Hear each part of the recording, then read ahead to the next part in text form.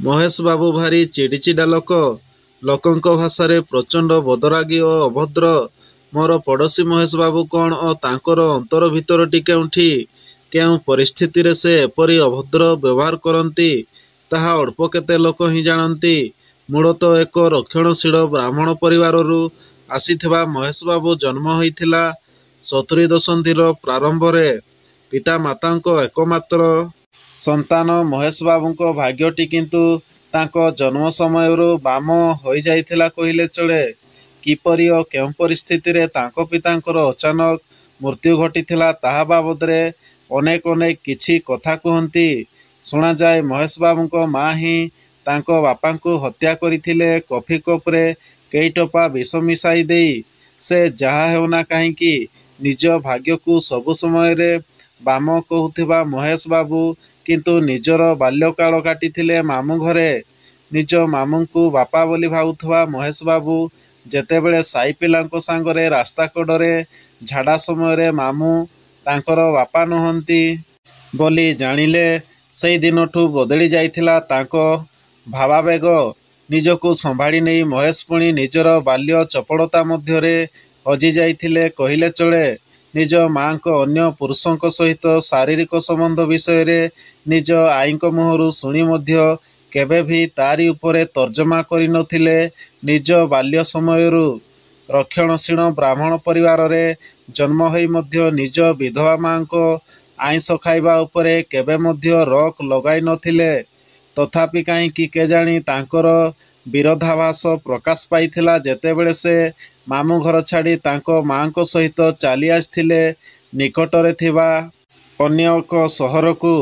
ନିଜ ଆଖିରେ ମା'ଙ୍କୁ ସମ୍ପୂର୍ଣ୍ଣ ଉଲଗ୍ନ ଅବସ୍ଥାରେ ଅନ୍ୟ ପୁରୁଷଙ୍କ ସହିତ ଦେଖିବା ଦିନଠୁ ତାଙ୍କର ଚିଡ଼ିଚିଡ଼ା ସ୍ୱଭାବ ଆରମ୍ଭ ହୋଇଯାଇଥିଲା। କଥା କଥାରେ ରାଗିଯିବା ତାଙ୍କର ଗୋଟିଏ ରୂପ ହୋଇଯାଇଥିଲା ଯେମିତି। ତଥାପି ନିଜ ମୁହଁକୁ ଚୁପ୍ ରଖି ସେ ଆଗେଇବାକୁ ଚେଷ୍ଟା କରିଥିଲେ। ଯଦିଓ ବାଲ୍ୟକାଳରେ ଜଣେ ମେଧାବୀ ଛାତ୍ର ହିସାବରେ ତାଙ୍କ ନାଁ ଥିଲା କିନ୍ତୁ କୈଶୋର ଅବସ୍ଥା ଶେଷ ବେଳକୁ ସେ ପାଠ ଛାଡ଼ିଦେଇ ରାଜନୀତିରେ ଯୋଗ ଦେଇଥିଲେ। ଘରଦ୍ୱାର ଛାଡ଼ିଦେଇ ରାଜନୀତିରେ ନିଜକୁ ସମ୍ପୂର୍ଣ୍ଣ ଢାଳି ଦେଇଥିବା ମହେଶ ବାବୁ ଜଣେ ଛାତ୍ରନେତା ଓ ସମାଜସେବୀ ହିସାବରେ ଆଜି ମଧ୍ୟ ତାଙ୍କ ସହପାଠୀ ଓ ଅନ୍ୟ ରାଜନୈତିକ ମହଲରେ ବେଶ୍ ପରିଚିତ। କିନ୍ତୁ ନିଜକୁ ସମ୍ପୂର୍ଣ୍ଣ ଭାବରେ ରାଜନୀତିର ପଙ୍କୀଳ ସରଜମିନରୁ ଟାଣି ଆଣି ସେ ଯୋଗ ଦେଇଥିଲେ ମଣିଷ ଗଢ଼ିବା କାରଖାନାରେ। ଏ ମଧ୍ୟରେ ଭିନ୍ନ ଭିନ୍ନ ସ୍ଥାନରେ ଭିନ୍ନ ଭିନ୍ନ ଚାକିରି ମଧ୍ୟ କରିଛନ୍ତି। କେଉଁଠି ସାଇକେଲ ପଛରେ ସିଲିଣ୍ଡର ଲଦି ଘର ଘର ବାଣ୍ଟିବା ତ ଆଉ କେଉଁଠି କେଉଁ ଓକିଲର ଷ୍ଟେନୋ ଚାକିରି ତ କେଉଁଠି FCI ଗୋଦାମରେ ଅଖା ସିଲାଇବାକୁ ମଧ୍ୟ ସେ ସୁଚାରୁ ରୂପେ ତୁଲାଇବାରେ ହେଳା କରିନାହାନ୍ତି। ପରିବାରରେ ପ୍ରକୃତରେ ଜଣେ ଅବାଞ୍ଛିତ ମଣିଷ ଭାବରେ ପାରିବାରିକ ସ୍ନେହ ଖୋଜୁ। ଯଦିଓ ସେ ଅନେକ ବନ୍ଧୁ ଲାଭ କରିଛନ୍ତି କିନ୍ତୁ ପାରିବାରିକ ସ୍ନେହ ଶ୍ରଦ୍ଧାରୁ ସବୁ ସମୟରେ ବଞ୍ଚିତ ହୋଇ ଆସିଛନ୍ତି। ନିଜର କୌଣସି ଭାଇ ଭଉଣୀ ନଥିବାରୁ ସବୁ ସମୟରେ ଅନ୍ତର୍ମନରେ କଷ୍ଟ ଭୋଗୁଥିବା ମହେଶ ବାବୁ ମଧ୍ୟ ଅନେକ ନାରୀଙ୍କୁ ନିଜର ଭଉଣୀର ଆସନରେ ବସାଇବାକୁ ଚାହିଁଛନ୍ତି କିନ୍ତୁ ସେଠି ମଧ୍ୟ ଅନେକାଂଶରେ ଧୋକା ପାଇଛନ୍ତି। କିଏ ତାଙ୍କଠୁ କିଛି ବିଶେଷ ପ୍ରଲୋଭନ ଆଶା କରୁଥିବା ସମୟରେ ଆଉ କିଏ ତାଙ୍କୁ ଅଭଦ୍ର ବୋଲି ଚିନ୍ତା କରି ନିଜଠୁ ଦୂରେଇ ଦେଇଛି। ଅନେକଙ୍କୁ ଅଯାଚିତ ଭାବରେ ସାହାଯ୍ୟ କରୁଥିବା ମଣିଷ ନିଜେ ବଞ୍ଚିତ ହୋଇଛି ସମସ୍ତ ପ୍ରକାରର ମଣିଷପଣିଆର ସ୍ୱାଦରୁ। ମହେଶ ବାବୁ ଏହାକୁ ମଧ୍ୟ ନିଜର ଭାଗ୍ୟର ଦୋଷ ଦେଇ ଚୁପ୍ ରହିଯାଇଛନ୍ତି। ପାରିବାରିକ ବନ୍ଧନରେ ବାନ୍ଧି ନ ହେବାକୁ ଚିନ୍ତା କରି ନିଜ ପରିବାରଠୁ ଦୂରେଇ ଯାଇଛନ୍ତି କିଛି ସମୟ ପାଇଁ। ମନୁଷ୍ୟ ଜଣେ ସାମାଜିକ ପ୍ରାଣୀ ଓ ସମାଜ ତଥା ପରିବାର ତା ପାଇଁ ଅତ୍ୟନ୍ତ ଜରୁରୀ। ଏହା ହିଁ ମହେଶ ବାବୁଙ୍କ ଜୀବନର କାହାଣୀ। ମନୁଷ୍ୟକୁ ଅତି ପାଖରୁ ପାରଖିଥିବା ମହେଶ ବାବୁ ପୁଣି ଥରେ ନିଜ ଘରକୁ ସଜାଡ଼ିବାକୁ ଚେଷ୍ଟା କରିଛନ୍ତି ନିଜର କେତେକ ବରିଷ୍ଠ ପରିବାର ସଦସ୍ୟଙ୍କ ଆଦେଶରେ। ଯଦିଓ ରାଜଧାନୀରେ ଏକ ଭଲ ସଂଗଠନରେ ଭଲ ଦରମାରେ ଚାକିରି କରୁଥିବା ମହେଶ ବାବୁ ଅଫର ପାଇ ନିଜ ସହରର ଅତି ନିକଟରେ ଥିବା ମଣିଷ ଗଢ଼ା କାରଖାନାରେ ଏକ ଦୈନିକ ମଜୁରିଆର ପଦବୀକୁ ମଧ୍ୟ ସ୍ୱୀକାର କରି ପୁଣି ଥରେ ଅଣ୍ଟା ଭିଡ଼ିଥିଲେ ନିଜ ପରିବାରକୁ ଏକ ସୂତ୍ରରେ ବାନ୍ଧିବାର ସ୍ୱପ୍ନ ନେଇ, କିନ୍ତୁ ସବୁଯାକ ଧୂଳିସାତ ହୋଇଗଲା। ପୁଣି ଥରେ ସେହି ପାରିବାରିକ ଗଣ୍ଡଗୋଳ ମଧ୍ୟରେ ସେ ଅତିଷ୍ଠ ହୋଇ ଯାଉଥିବା ସମୟରେ ଆହୁରି ତିକ୍ତ ହୋଇଯାଇଥିଲେ ମଣିଷ ଗଢ଼ା କାରଖାନାରେ ମଣିଷ ଗଢ଼ୁଥିବା ତଥାକଥିତ କାରିଗରମାନଙ୍କ ଅମଣିଷପଣିଆ ଦେଖି ଦେଖି। ଯେତେବେଳେ ପ୍ରତିବାଦର ସ୍ୱର ଉତ୍ତୋଳନ କରିବାର ଚେଷ୍ଟା କରିଛନ୍ତି, ସେତେବେଳେ ତାଙ୍କୁ ହଇରାଣ କରିବାକୁ ଚେଷ୍ଟା କରାଯାଇଛି ବାରମ୍ବାର। ସବୁ ପ୍ରକାର ଯୋଗ୍ୟତା ମଧ୍ୟରେ ସେ ହୋଇଯାଇଛନ୍ତି ଏକ ଖେଳଣା ପ୍ରାୟ। କାରଖାନାର ସବୁ ସ୍ଥାନରେ ତାଙ୍କୁ ନେଇ ଉପଯୋଗ କରାଯାଇଛି। ତାଙ୍କଠୁ କାମ ଆଦାୟ କରି ସାରିବା ପରେ ସମସ୍ତେ ତାଙ୍କୁ ଫିଙ୍ଗି ଦେଇଛନ୍ତି ଏକ ଶୁଖିଲା ଆମ୍ବଟାକୁଟାଏ ପ୍ରାୟ।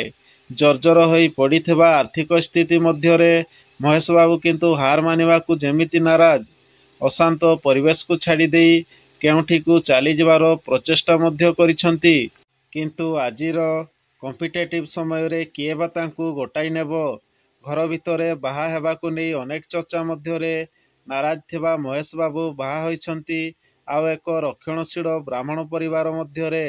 ସମ୍ପୂର୍ଣ୍ଣ ଏକ ନୂତନ ପରିବାରରେ, ସମ୍ପୂର୍ଣ୍ଣ ରକ୍ଷଣଶୀଳତା ମଧ୍ୟରେ ସେ ପୁଣି ନିଜର ପରିବାରକୁ ପାଇବାକୁ ଆଶା କରିଛନ୍ତି ଓ ପାଇଛନ୍ତି କିଛି କାଂଶରେ।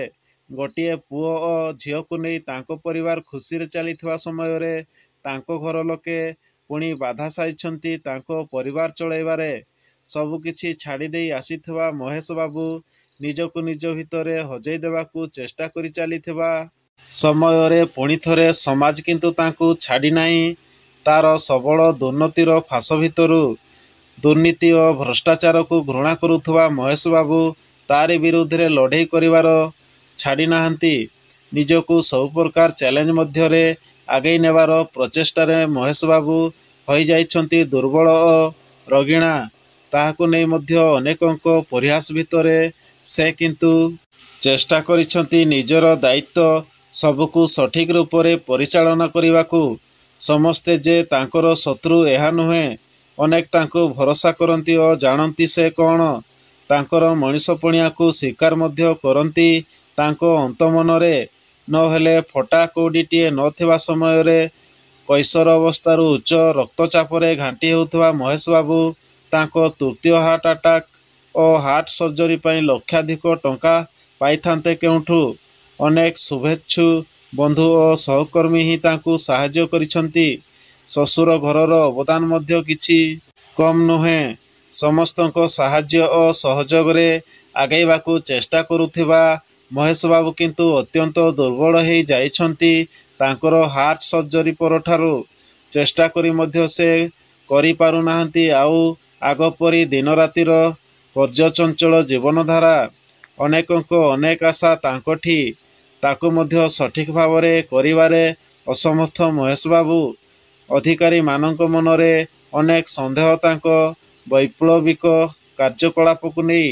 ଅନ୍ୟର ଭାଷାରେ ଢଳି ଯାଉଥିବା ଅଧିକାରୀମାନଙ୍କୁ ଯେତେ ଚେଷ୍ଟା କଲେ ମଧ୍ୟ ବୁଝାଇବାରେ ସେ ଅସମର୍ଥ। ଏପଟେ ଦୁର୍ବଳ ଦେହ, ସେପଟେ ଅନେକ ଆଶା ଓ ଅନ୍ୟପଟରେ ନିଜର ଜର୍ଜର ଆର୍ଥିକ ପରିବେଶକୁ ନେଇ ଅନେକାଂଶରେ ଭାଙ୍ଗି ପଡ଼ିଛନ୍ତି ମହେଶବାବୁ। ଯେଉଁ ମଣିଷ ଗଢ଼ିବା କାରଖାନାରେ ମଣିଷପଣିଆର ଆଶା କରୁଥିଲେ, ସିଏ ସେଠି ତଥାକଥିତ ମଣିଷ ଗଢ଼ା ଶିକ୍ଷିତ କାରିଗରମାନେ ତାଙ୍କ ରକ୍ତ ଶୋଷି ସାରିଲା ପରେ ତାଙ୍କୁ ବଦନାମ କରି ଫିଙ୍ଗି ଦେବାକୁ ଚେଷ୍ଟା କରିଛନ୍ତି ବାରମ୍ବାର। ତାଙ୍କ ସମସ୍ତ ଅଭିଯୋଗକୁ ଆଡ଼େଇ ଦେଇ ତାଙ୍କୁ ଆହୁରି ମାନସିକ ସ୍ତରରେ ଦୁର୍ବଳ କରିଦେବାର ପ୍ରଚେଷ୍ଟା କରିଛନ୍ତି ବାରମ୍ବାର। ଲଢ଼େଇ ଭିତରେ ଆହୁରି ଦୁର୍ବଳ ହୋଇଯାଉଥିବା ମହେଶବାବୁ ଦିନେ ପ୍ରଶ୍ନ କରିଥିଲେ, ମୁଁ କରିବି କ'ଣ? ଜାଣିଛନ୍ତି କ'ଣ ଉତ୍ତର ମିଳିଥିଲା ତାଙ୍କୁ? କୁହାଯାଇଥିଲା, ତୁମେ ନୀରବ ରହିଯାଅ। ସବୁ ଅରାଜକତାକୁ ମୁହଁ ବନ୍ଦ କରି ସହ୍ୟ କରିଯାଅ। ଲେଖାପଢ଼ା ବନ୍ଦ କରି ତେଲ ମାରିବା ଅଭ୍ୟାସ କର, ନ ହେଲେ ତୁମର ସର୍ବନାଶ ସୁନିଶ୍ଚିତ।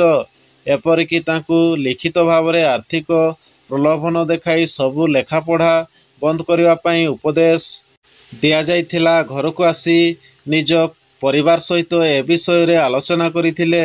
ଲଢ଼େଇ ଜାରି ରଖିବେ ନା ସାଲିସମୟ ଜୀବନକୁ ଆଦରି ନେବେ? ଚୈତନ୍ୟ ଓ ପରିସ୍ଥିତି ଅଲଗା ଅଲଗା କଥା କହୁଥାଏ।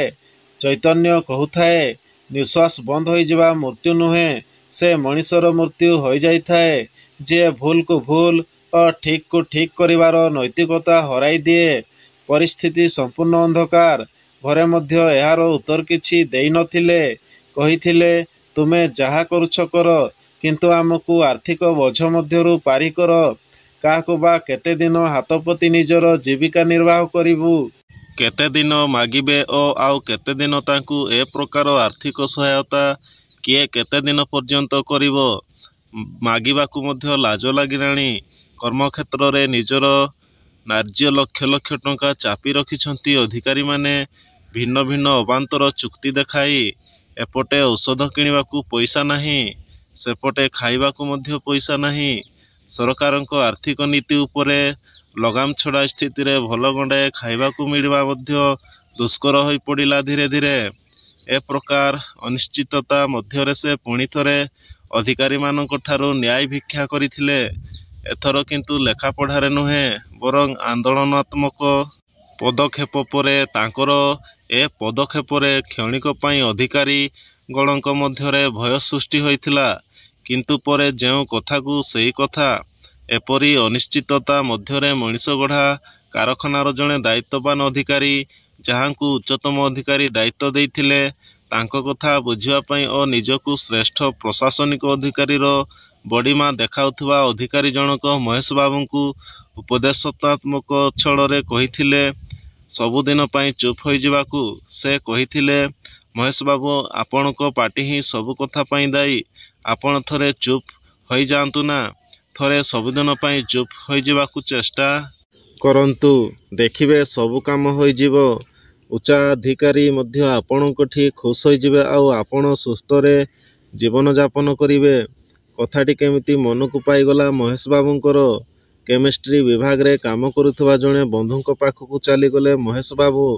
କହିଲେ, ଭାଗରେ ମୋତେ ଟିକିଏ ପୋଟାସିୟମ୍ ସାଇନାଇଡ୍ ଦେଖାଇ ଦେଇ ପାରନ୍ତ ନାହିଁ? ବନ୍ଧୁ ଜଣକ ପଚାରିଥିଲେ, ତୁମର ସେଥିରେ କାମ କ'ଣ? ସେ ମିଛ କଥା କହି ପୋଟାସିୟମ୍ ସାଇନାଇଡ୍ କେଉଁଠି ଅଛି ଦେଖି ନେଇଥିଲେ ଓ ସମୟ ଉଣ୍ଡି ସେଥିରୁ କିଛି ନେଇ ଆସିଥିଲେ। ରାତିରେ କଫି କପ୍ଟିଏ ମାଗି ସେଥିରେ କିଛି ମିଶାଇ ଦେଇଥିଲେ ଓ ସବୁଦିନ ପାଇଁ ଚୁପ୍ ହୋଇଯାଇଥିଲେ ମହେଶ ବାବୁ। ପାଖରେ ଖାଲି ଶିଶି ମଧ୍ୟରେ ରହିଯାଇଥିଲା ଆଉ କିଛି ନୀରବତାର ଘୋଳ। ଓ ମଣିଷ ଗଢ଼ା କାରଖାନାର ସେହି ଅମଣିଷମାନେ ତାଙ୍କ ଫଟୋଚିତ୍ର ଉପରେ ଫୁଲମାଳ ପକାଇ ପାଳୁଥିଲେ ଶୋକସଭା।